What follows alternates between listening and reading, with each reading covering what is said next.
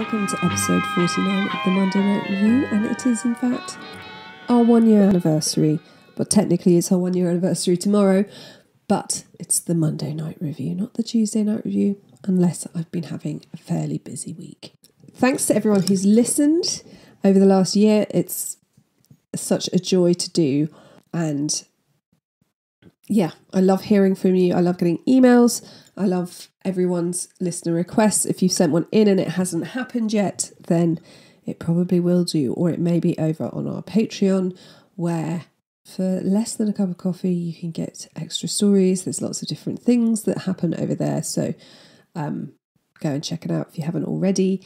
And today we're going to be looking at, has anyone else slightly I've mentioned it before. This podcast kind of started on the basis that I love hearing everyone's spooky, scary story. Now, I'm a complete wimp when it comes to horror movies and things like that, but I do love an urban legend, and I love an urban legend that has some truth in it. And I love investigating which of those urban legends do have any truth behind them or have any stories linked. And so I thought maybe I'd start a little mini-series. I've got my mini-series going on of the A to Z of London tubes, A to Z of US states, and now I thought we could do some really well-known urban legends. So if you follow me on social media or anywhere, I'd love to know what your favourite urban legend is. Those of you who have listened before will know that I always sign off with be kind, stay safe, and always check the back seat before you drive. So today we're going to talk about Killer in the Back Seat. A woman is driving at night. It's late, she's tired, the drive has been long, and suddenly she notices a truck behind her, which may not be unusual. The road's very quiet at this time of night, and she makes a turn and notices that the truck stays right on her tail. It's right behind her now. So she starts to get a bit suspicious and think that the truck is following her. It then flashes its lights at her, and she's no fool. She knows that she shouldn't pull over. She keeps on driving. She speeds up a little bit, but the truck keeps up. It doesn't back off at all, and it flashes every now and again. The woman is scared. She's driving faster and faster, but she's just unable to lose the truck, which is basically sitting on her bumper. So she finally reaches home. She screeches into the driveway and runs into the house and comes out immediately with her husband. The man in the truck has blocked her car in. He's parked across the back of her driveway, and he's now got out and is standing in front of his truck. And as soon as the woman and her husband comes out, he holds up his hands and says, "Call the police. There's a man in the back of the car. I saw him rise up behind you with something in his hand. So I flashed my lights and he backed off." It turns out every time the man in the truck flashed his lights, it was because he saw the outline of a man appear from the back seat.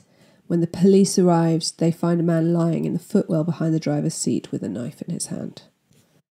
Quite the story. Or you may have heard a different version about a female driver who pulls into a petrol station. The attendant fills up her car, and then when she pays, says there's a problem with her card and she has to go into the station to pay. The woman is reluctant. It's late and dark. The attendant seems pretty weird, but he puts his hand on the bonnet and says she has to get out of the car. She has to go into the office and speak to the bank on the phone. Once inside, he locks the door and says, "There's a man crouching in the back of your car. I saw him when I was filling it up, and I'm going to call the police. You pretend to be filling out card information. When the police do arrive, they find a man in the back seat with an axe." This story has so many different versions. Sometimes the attendant helps the woman. Sometimes it's another person at the petrol station.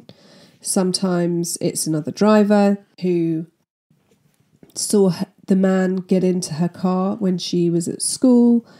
Sometimes she stops because there is something, often a doll, in the middle of the road and gets out to look, and the man then gets into the back of the car while she's looking at whatever he's planted there.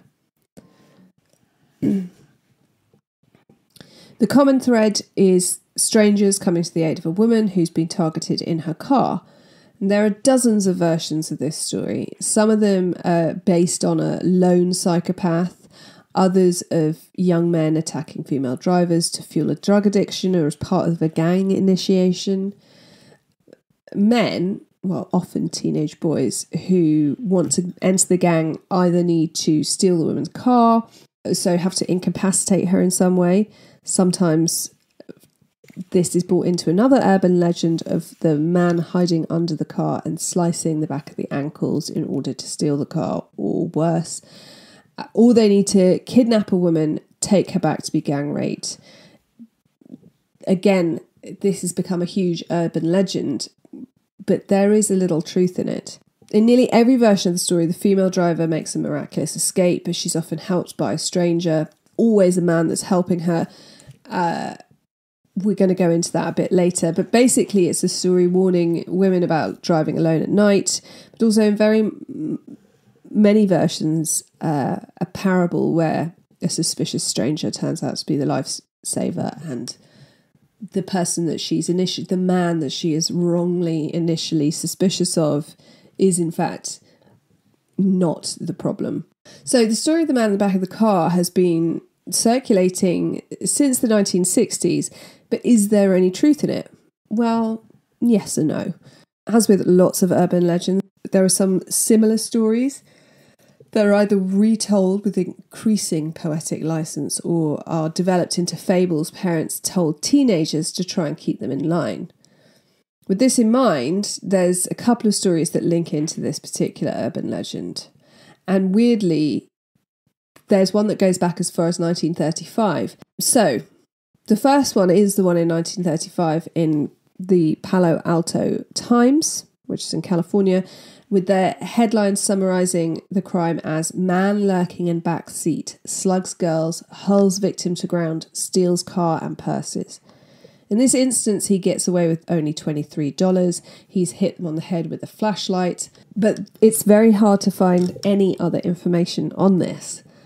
Obviously, it sounds horrendous, but it's quite difficult to tell the exact circumstances based on this very little information. So in 1964, there's a report of an escaped murderer, some people have it as an escaped mental patient, hiding in the back of a car to escape. And when he's discovered, he's shot by the owner, who happens to be a police officer. So obviously, in this case, the car owner, the victim, is a man. It's also very hard to find anything else to back this story up. It's in all the references, but there's nothing to be found to give further information, whether that's because it didn't happen or whether it's because the victim wasn't a woman, so it didn't get as much airtime. But it's believed that this one in 1964 maybe triggered the first tellings of this urban legend. In 1982, a letter was sent to the Ann Landers column. Obviously, it wasn't a first-hand experience. It came up as a friend of mine, and it was the typical driving home, lights flashing, someone's in the back of the car that we heard about earlier. It was also reported on the David Letterman show.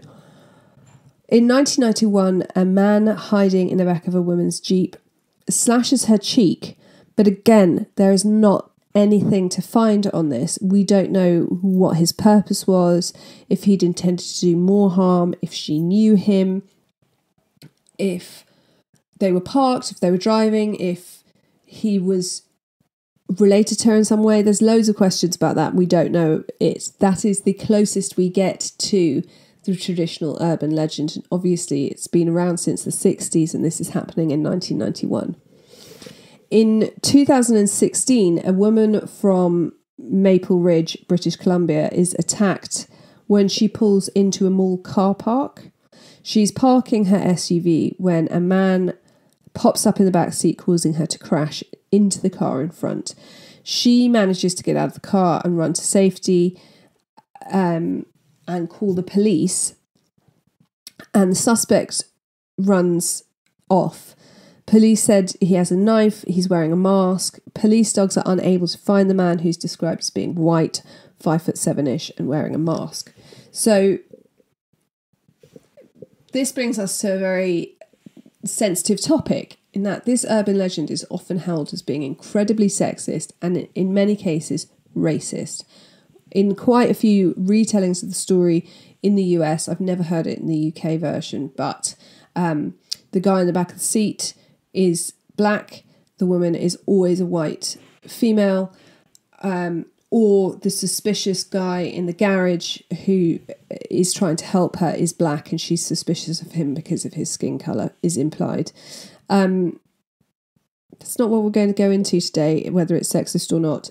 It's more the story itself.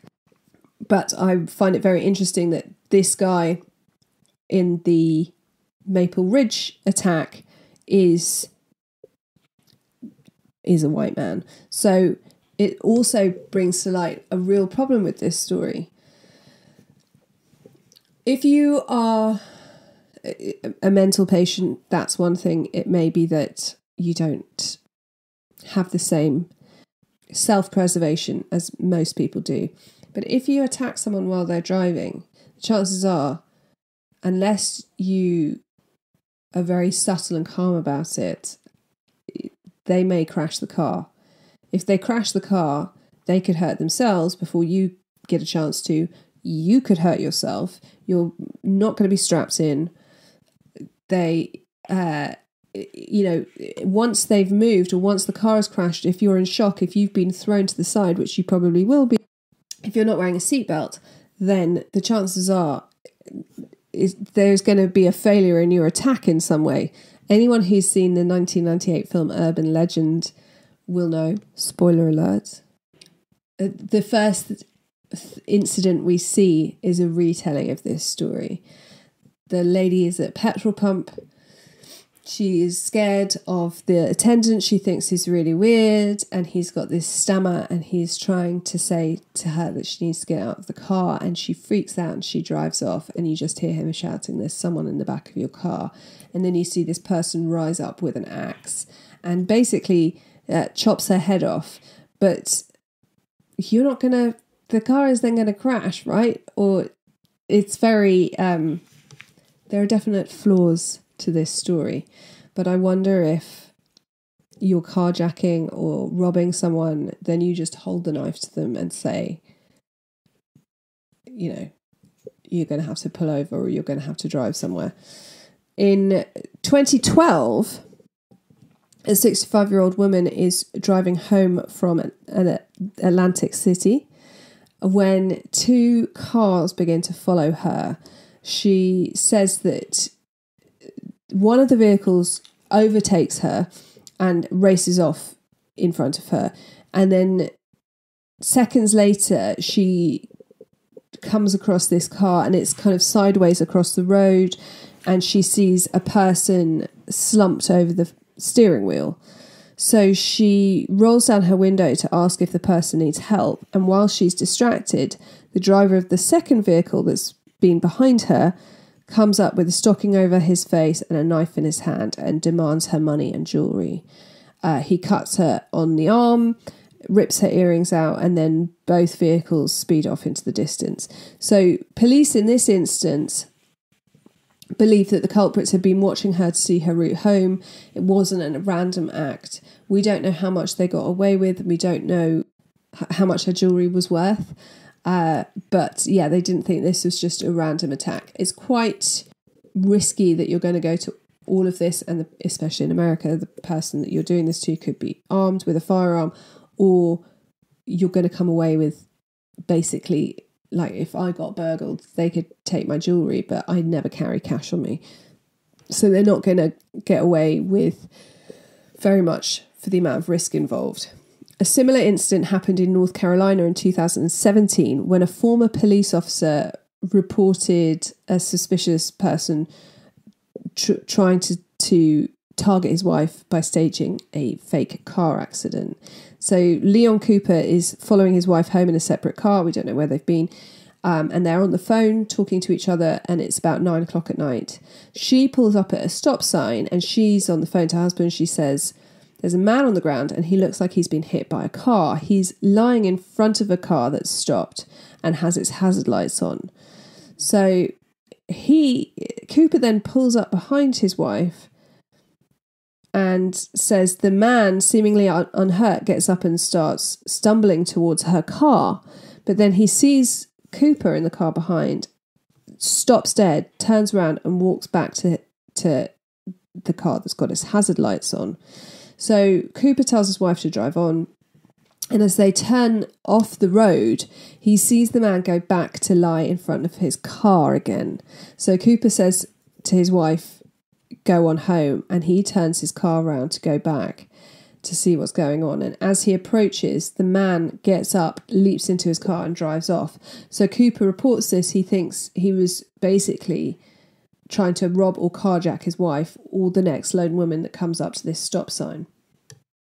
There have also been stories of men in the back of cars who direct the lone female driver to secluded areas where they are then raped and sexually assaulted.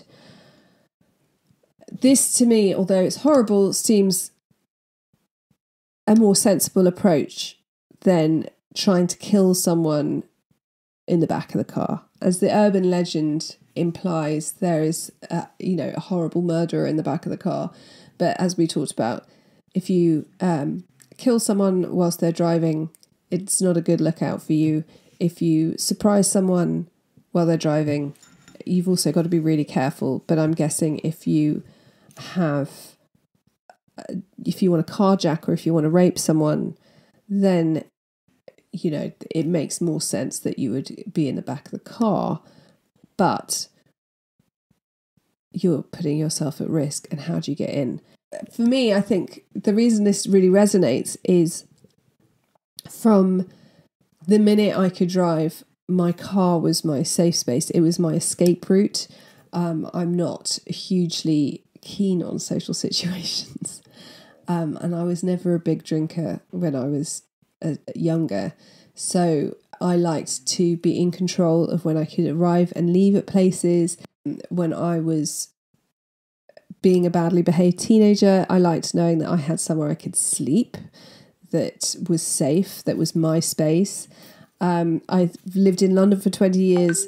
I always feel like I'm very aware of my physical vulnerability as a 5'2" woman. I've done very many silly walks home in the dark. We had the terrible murder of Sarah Everard in London, and lots of women are regularly targeted in London. And I've always been very aware that every time I walk somewhere at night in London, I feel like I can see the headlines saying, oh, well, she was walking at night. But I'm also very aware that I should be able to walk at night and not get attacked. But I think that's the mixture of the two, the mixture of my realisation that half the population can overpower me, but also that the car being my safe haven, my power. I can get to, I can leave whenever I want. I can, I'm in there listening to podcasts or listening to audiobooks and having some me time. Got 3 kids. I need to get me time whenever I can. And I think this urban legend is just such a culmination of like my vulnerability as a woman physically and my safe haven of my car, and it's suddenly destroyed by the idea that there is a man ready to attack me in the back of it. So I do always peer in the back of my car before I drive. I quite like the idea of someone getting in my boot by accident and being trapped in there with the dog cage. There was a story in Scotland, I believe, of a woman recently who found a naked man in the back of her car, and he'd been there for 3 days. He wasn't in the back of her car, he was in the boot of her car. The trunk, if you're American, we call it a boot over here. I don't think either of them make sense as a term, I have to say. But yeah, I don't know how I'd feel if... I mean, I don't think he was threatened. I don't think he was threatening her. I think he was felt under threat himself, whether through mental issues or whatever. And he had decided that the boot of her car was a safe space for him. But I'm pretty sure she must have felt fairly terrified when you suddenly pop your boot open and there's a naked man who's been in there for 3 days. I'm assuming with normal bodily functions. So that's something for us all to think about. So that is the urban legend of the killer in the back seat. There's no specific story that is the link to the urban legend. There have been stories of men in the back seat of cars or men using cars to target women, but mostly for robbery and carjacking purposes. I'd love to know why the man sliced the woman on the cheek in the back of the car, whether she knew him. It's the same thing as quite a lot of, whenever I say, violence against women, I know that a lot of it is domestic violence. So I'd like to know if that woman knew her attacker, if he had intended to do more harm, if he was trying to carjack her and she crashed the car and he sliced her cheek. There's loads of avenues you could go down for that one. But in terms of a serial killer in the back of the car, it's never happened. That is an urban legend debunked. I hope you enjoyed this episode. Please let me know your favourite urban legend, or if there's a story that you would like us to talk about. You can find me on social media, Instagram, TikTok, Facebook, The Monday Night Revue. Remember, review is spelled REVUE. Or you can send us an email to themondaynightrevue@gmail.com. And until next time, be kind, stay safe, always check the back seat before you drive.